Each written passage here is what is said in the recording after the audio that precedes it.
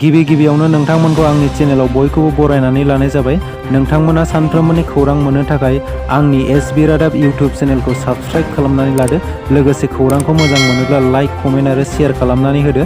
आंनि बे खौरांफोरखौ मोजां मोनगोन आरो खौरांफोरखौ जोबजासिम खोनासंलांगोन होननानै आसा खालामनाय थाबाय। दानिया नोंथांमोना खौरांखौ खोनासंलांदो। दिनैनि गिबि खौराङाव दं हा-हुनि सोमोन्दोआव रां घुस लाग्रा मण्डलफोरखौ सरकारा गोख्रों रावजों सांग्रांथि होदों। सांग्रांथि होनानै रायजो राजाफोरनिफ्राय घुस जाग्रा मण्डलफोरखौ रायजो सरकारा ओरैनो हगारनाय नङा। बे समाव आसाम सरकारा रायजो राजानिफ्राय घुस लाग्रा मण्डलफोरखौ गोख्रों सांग्रांथि होदों। सरकारनि बासुन्धरा बिथांखिनि मुङाव जेबो घुस लानो मोननाय नङा। सार्कोल बिबानगिरिनि मावख'आव मण्डलफोरनि बेले-बेजेया सोलिनाय नङा। रायजो राजाफोरनि थाखायसो जाख्ल'नाय गैयै खामानि मावनांगोन मण्डलफोरा। बेफोर गोख्रों रावजों मण्डलफोरखौ सांग्रांथि होदों मन्त्रि जगेन महना। रां जाख्ल'नाय आरो बिनायखौ थोंजोङै बन्द' खालामनो गोख्रों सांग्रांथि होबावदों मन्त्रि बिथाङा। हा-हुनि खामानिफोरनि थाखाय रायजो राजाफोरा थाइसेबो रां होनो नाङा होननानै मन्त्रि जगेन महन बिथाङा रोखायै मिथिहोदों। मिशन बासुन्धरा बिथांखिनि सिङाव हा-हुनि मोनफ्रोमबो खामानिखौ मावफुंनो हागोन। लोगोसेयैनो अनलाइननि गेजेरजोंबो हा-हुनि खामानिफोरखौ मावफुंनो हागोन होननानै मन्त्रि बिथाङा फोरमायबावदों।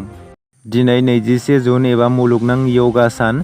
दिनै फुंनि समनिफ्रायनो मुलुगनि गेजेराव फालिगोन 9थि मुलुगनां योगा सान। बे सानजों लोब्बा लाखिनानै क'क्राझार जिल्ला खुंथायावबो 9थि मुलुगनां योगा सानखौ फालिनो थाखाय साखाफारा जादों। क'क्राझार केडिएसि गेलेग्रा फोथाराव खुंनो लानाय 9थि मुलुगनां योगा सानखौ फालिनाय समाव बिटिआरनि गाहाय खुंगिरि प्रमद बर' बिथाङा गाहाय आलासि महरै बाहागो लागोन। एमएलए लरेन्स इस्लारि बिथाङाबो माननि आलासि महरै केडिएसि गेलेग्रा फोथाराव खुंनो लानाय 9थि मुलुगनां योगा साननि हाबाफारियाव बाहागो लागोन। मख'नो गोनांदि सुबुंनि देहाया बेमार आजारनिफ्राय रैखाथि मोननाय आरो थाजिम देहाखौ नोजोर होनानै क'क्राझार जिल्ला खुंथाया जागायजेननाय बोसोरनिफ्रायनो फारियै मुलुगनां योगा सानखौ फालिबोदों। क'क्राझार जिल्ला खुंगिरि बर्नाली देखा दिनै खुंनो लानाय 9थि मुलुगनां योगा सानाव जिल्लानि गासै थाखोनि सुबुंफोरखौ बाहागो लानो खावलायहरदों। थांनाय 2014 मायथाइनि 21 जुनआव इउएनआव भारतनि गाहाय मन्त्रि नरेन्द्र मदि खावलायनाय लेखायै गासै 180 हादरफोरा योगाखौ मुलुगावनो फालिनो हेफाजाब होदों। बे बोसोरनिफ्रायनो योगाया देहानि थाखाय सुबुंफोरनि आंगो जाबोदों। ओरैहाय भारतनि गाहाय मन्त्रि नरेन्द्र मदिया बे खेबनि मुलुगनां योगा सानखौ इउएननि गाहाय मावखुलियाव फालिगोन। सासे सुबुङा गावनि लाइसेन्स गोनां पिस्तलजों गुलि नांजानानै जिउ खहा जादों। धेमाजि नोगोराव गुलि नांजानानै सासे फालांगिरिनि जिउ खहा। सदागर बरुवा मुंनि सासे फालांगिरिया गावनि लाइसेन्स गोनां पिस्तलखौ साफा एबा फुगारबाय थानाय समावनो आसिया ट्रिगाराव नांनानै हरखाबै जायगायावनो जिउ गोमायो होननानै मिथिनो मोन्दों। क'क्राझार सहरनि मिस श्वेता दत्तआ गल्ड मेडेल देरहासार जानो हादों।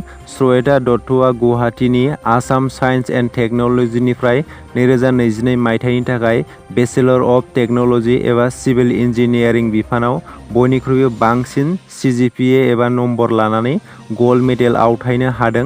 मख'नो गोनांदि श्वेता दत्तआ थांनाय 19 जुनाव खुंफुंनाय आसाम साइन्स एन्ड टेक्न'लजि इउनिभार्सिटिनि 3थि कनभकेसनाव गावनि मोननो हानाय गल्ड मेडेलखौ आसामनि रायजो बेंगिरि गुलाब चान्द खाटारि बिथांनि आखाइनिफ्राय आजावो। मोनसे गोजोनथाव खौरां बिटिआर सरकारनि बानजायनायाव बड'फा इउएन ब्रह्म सुपार 50 मिशननि गेजेरजों JEE, NIT, IIT बायदि बिथिङाव इन्जिनियारिं कर्स बायदि लानो थाखाय सुपार 50 सेलेक्सन खालामनायनि गेजेरजों बड'फा इउएन ब्रह्म सुपार 50 कचिंखौ होनाय जादों। बेनि गेजेराव सा 50 फरायसाफोरनि गेजेराव सा 12 जन फरायसाफोरा JEE आव उथ्रिसार जानो हानानै IIT बायदि मोनसे गिदिर इनस्टिट्युटआव इन्जिनियारिं बायदि कर्स लानायनि खाबुखौ मोननो हादों। बेयो मोनसे बिटिआर सरकारनि बाखनायथाव हाबाफारि।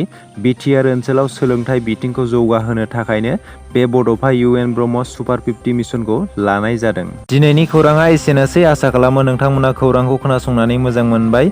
खौरांखौ मोजां मोनदोंब्ला मोनसे लाइक खालामदो। लोगोसे सानफ्रोमबोनि खौरां मोननो थाखाय आंनि एसबी रादाब इउटिउब चेनेलखौ साबस्क्राइब खालामनानै लादो। गोजोन्थों।